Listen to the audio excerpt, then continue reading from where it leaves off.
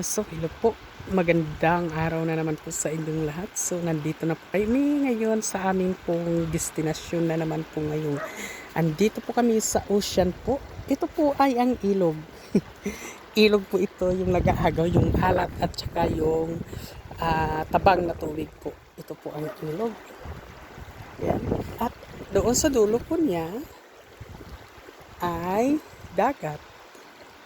Yan. So, tapasyal po kayo sa dagat po. Marami pong ano doon, o gansa. Marami pong ano dito. Ang ganda po.